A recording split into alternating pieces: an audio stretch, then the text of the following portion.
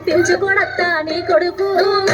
మట్టి వెంటమంటావని పట్టించుకోలేదా నా కొడుకు కోరి కోరి కొంత పళ్ళు కొన్నామంటే పళ్ళు కొనడత్తా నీ కొడుకు పళ్ళు కొంటే పొద్దు పోతానేమో అని మళ్ళొచ్చి కొంటున్నాడే కొడుకు వెంటలేడే పూలు పుట్టలేడే పాల మంట నొప్పి నొప్పి గడ్డలేదే అంత తేకు తేకు అన్న గొంతన్న నన్ను తేకడేమత్తా నీ కొడుకు కోడలని సొక్కుసాలు కలాయనే అందుకే తేకలే నా కొడుకు